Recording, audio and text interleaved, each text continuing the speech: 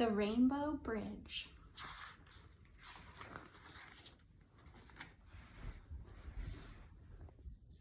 It was the perfect summer for a boy and his dog, especially for a 7-year-old boy named Rick and his beloved dog, Coco. The days were long, the weather was hot, and Rick and Coco spent most of their days splashing about in the swimming hole at Bear Creek. Look, they're playing in the water, fun.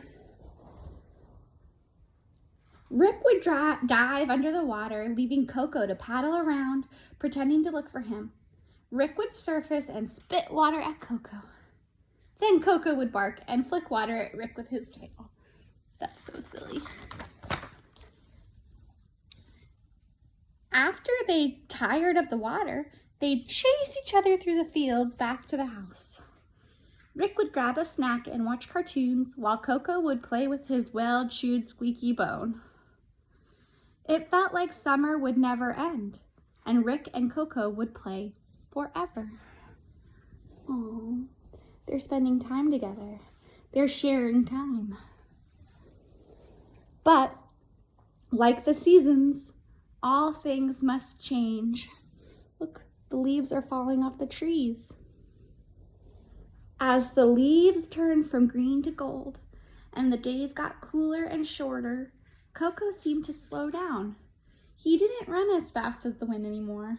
He didn't wake Rick up every morning with his wet tongue and blast off bad doggy breath. And he lost interest in chasing squirrels up trees.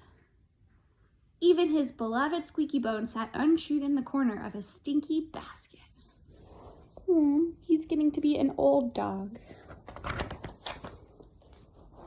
Mom thought she knew the reason.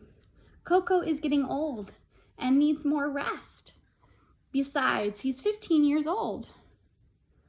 That's 105 in dog years. Much older than you, Ricky. Then one frosty December morning, Coco didn't even get out of his basket to see Rick off to school. He lay in his stinky basket and his big brown eyes following Rick around the room as he collected his books and lunch. Rick patted Coco's head. Do you think Coco is sick? Mom bent down to look at Coco, who whimpered and managed a feeble tail wag. I don't know, Ricky, but Dad and I will take Coco to the vet this morning. That's the doggy doctor. Rick put Coco in a headlock, scratched him behind his ears, and raced out to catch the school bus. See you this afternoon, Coco. Don't growl at the doctor, he shouted as he ran out the door. Rick could barely concentrate on his schoolwork all day thinking about Coco. He raced home from the school bus, anxious to hear what the vet had said. There's doggy.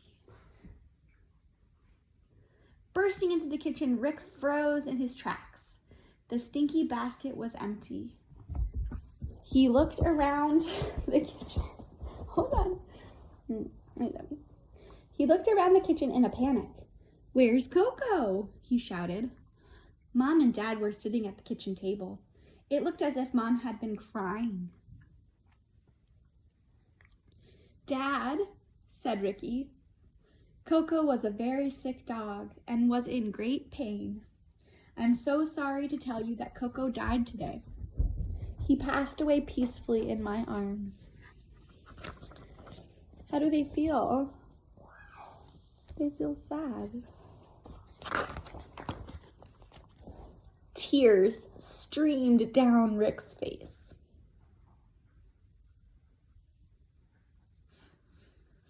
He wanted to say something, but the lump in his throat wouldn't let him. He picked up Coco's squeaky bone, ran upstairs, and threw himself onto the bed. That night he sobbed himself to sleep, with Coco's squeaky bone tucked firmly under his pillow. He feels really, really sad. He misses his dog. He loves his dog. Over the next... Love you. Over the next few days, the house felt strange. Oh, Abby.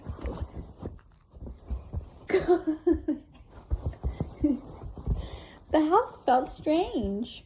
Nobody barked when the mailman walked by. No clickety-clack of claws on the kitchen floor. No wet nose at the table every time food was served. Mom and Dad did their best to cheer up Rick. Besides, Christmas was just days away. But it was no good. He missed Coco terribly. So when people die, or when dogs die, we miss them. It's okay to miss them. That's normal. The night before Christmas, Rick shuffled past the brightly lit tree, barely noticing the twinkling lights. This was going to be the worst Christmas ever. It's Christmas here too right now. Later that night, Rick woke suddenly. He thought he heard the squeaky bone. From under the bed came a sniffling sound. Rick leaned over and came face to face with a scruffy old yellow lab with Coco's squeaky bone in his mouth. "Rumph," said the dog. He dropped the squeaky toy out of his mouth and tried again. "Howdy!" "Howdy," said Rick, confused. "I've never heard a dog speak before." "All dogs speak. You just don't listen properly," replied the dog. "The doggy's talking to him." A foul stench filled the room. Rick choked and covered his nose with a corner of the bedspread. He looked at the big dog suspiciously. "Was that you?" "All dogs fart too." "Oh man, all dogs toot." The strange dog picked up the squeaky toy and wandered toward the open window. Rick jumped to his feet and snatched the bone out of the dog's mouth. "That's Coco's toy, not yours." "Ugh, you drool almost as badly as Coco." He wiped the bone off on his pajamas. The dog smiled. "I know, I'm taking him his squeaky bone. He forgot it." But Coco is at the Rainbow Bridge," said the dog. Rick stared at the big dog. "No, Coco is dead." He paused. "What's the Rainbow Bridge?" "Not for you to know. Now give me back that bone. I must be going." Rick put his arms around the old dog's neck. Please take me with you." "Sorry, that's against the rules." The dog leaned back, poised to leap out the window. Rick jumped on his back and clung on for dear life as the dog cleared the window. Rick braced himself to hit the ground, but to his amazement, the dog hovered in mid-air. Rick hung onto the dog's smelly fur tightly. The dog turned to Rick. "Okay, if you insist, but you have to promise you won't tell anyone what you're about to see." "Yes, I promise." Rick peered down at the yard far below him. "Are you sure this is safe?" "Been doing dog toy pickups for years." "Hold on tight." Look, they're flying. Look, they're flying right there. It looks like almost like Santa. The dog loped through the air. The town slept below them with only a few outside dogs barking greetings as they passed overhead. Faster and higher they flew, climbing through the clouds. The air got chilly, and Rick buried his face in the dog's neck, immediately emerging to spit out a wad of fur. "You need a brushing big time."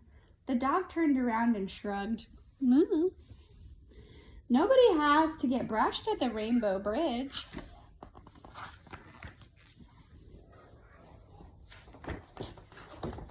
This is a long book.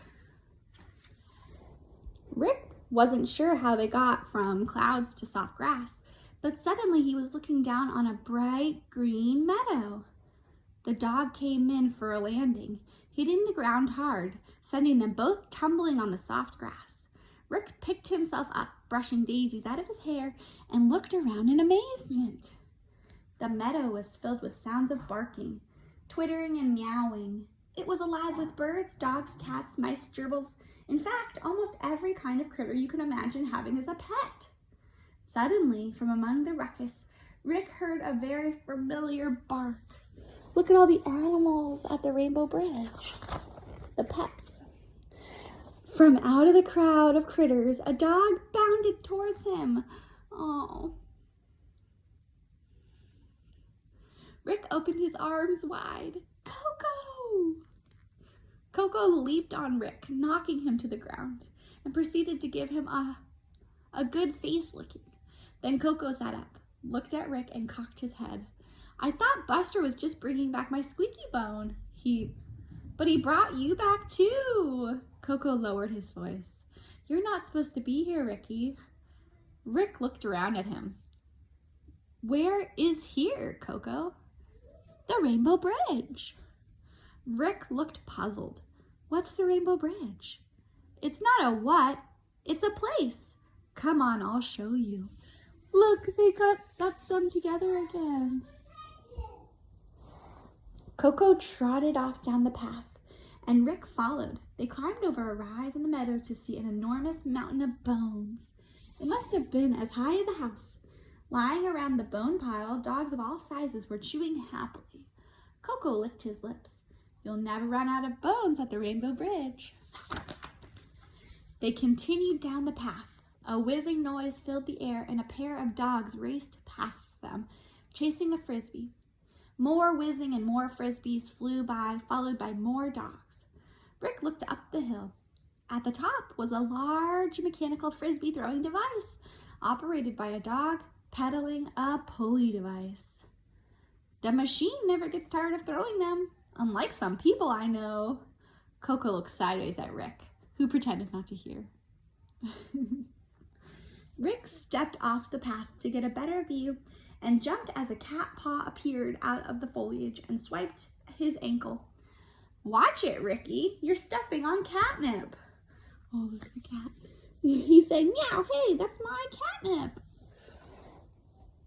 Rolling fields of catnip stretched as far as Rick could see, with cattails happily contentedly waving above the catnip. Beyond it, rabbits were happily hopping about among the daisies.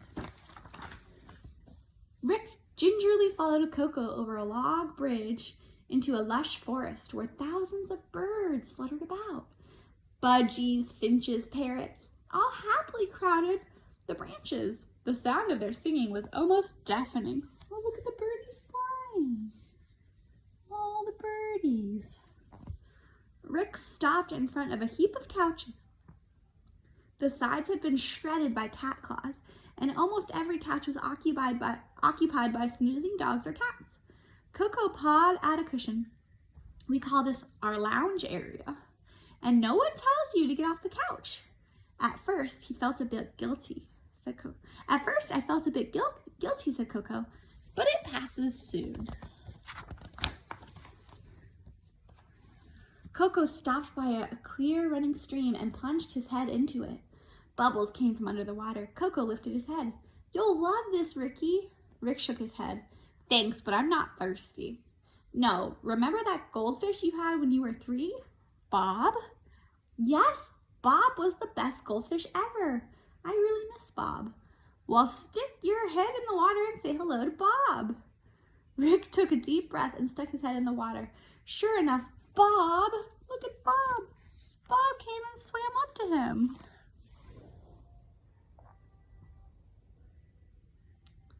Wiggled his tail and blew a stream of bubbles at Rick, which tickled his nose. Oh, tickle, tickle, tickle. Rick didn't know what to say. Everyone looked so happy. But what are you all doing here? Coco casually lifted his leg to pee on one of the many brightly painted fire hydrants that lined the path through the meadow, waiting for those who loved us to turn up. Rick was about to say something when a bell tolled in the distance. The meadow came alive with animals, and Rick was almost bowled over by the crowd that was loping, scampering, and scuttling across the meadow, all heading in the same direction. Coco pulled Rick's sleeve. Come on, Rick, it's pickup time. From out of the mist marked the end of the meadow, a very old lady appeared looking around nervously, unsure of where she was. Suddenly, an old cat raced out of the catnip meadow towards the old lady. But at the last minute, remembered she was a cat, and she slowed to a casual stroll. She couldn't contain her excitement, though, and she leapt into the old lady's arms. Muffin! The old lady was thrilled to see her cat again. Coco chuckled. I'm going to miss Muffin. She played the best game of tag. An old man seemed to appear out of nowhere. Coco sighed. Finally, a small scruffy dog raced towards the old man, who exclaimed, Scout, you're here! Coco beamed. Scout has been waiting here the longest. Rick looked at the old lady and the old man, now happily playing with their long-lost pets. But Coco, who are these people? Coco wagged his tail. Just as a faithful pet gets old and passes on, so too must their human companions. After much purring and licking, the old man and his dog and old lady and her cat stepped off the meadow and onto a bridge that stretched past a rainbow and into the shimmering haze in the distance. All the dogs barked goodbye and wagged their tails furiously. The cats, of course, pretended not to notice, but if you listened carefully, you could hear them contentedly purring. Where are they going, Coco? They're going to a happy place where they will always be together. Can we go too? Asked Rick. Coco shook his head firmly. No, it's not your time, Ricky. Go home and live a long and wonderful life. I'll always be waiting for you here at the Rainbow Bridge.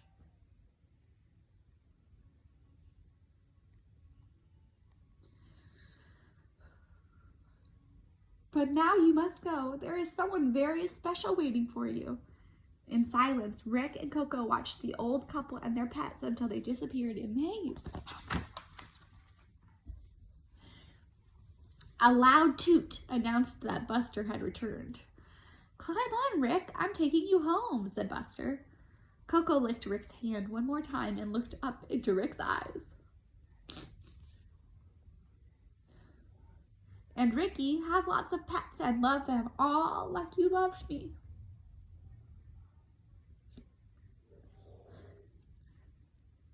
Buster rose into the air. The scene below began to fade and the barks and chirps seemed to echo in the distance. But before it faded completely, Rick heard one last happy bark from Coco. Oh, Buster's bringing Rick back home, I think. Rick woke up in his own bed and looked around him. He felt under his pillow for the squeaky bone. It wasn't there.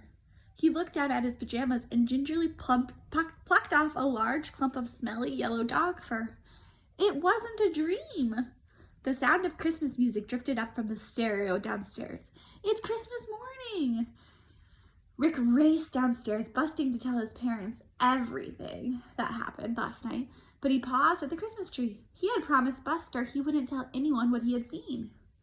Mom and Dad were in the kitchen, and sitting in front of them was a shaggy dog with a goofy grin on his face. The dog looked up at Rick and wagged his tail. Dad looked down at the dog. We saw him at the animal shelter, Ricky. He was all alone and needs a good home. Would you like to take care of him? Rick grinned ear to ear. He's beautiful. I'm going to call him. A terrible smell filled the room and the dog wagged his tail contentedly. Rick wrinkled his nose. I'm going to call him Buster. Buster, want to go for a walk? Buster jumped up and down and yipped happily. Dad looked at Mom. You'd almost think Buster understands what Rick is saying. Rick looked at his parents. All dogs speak. We just don't listen properly. Come on, Buster. The two raced outside to throw snowballs and build a snowman. It was the perfect winter for a boy and his dog. The end.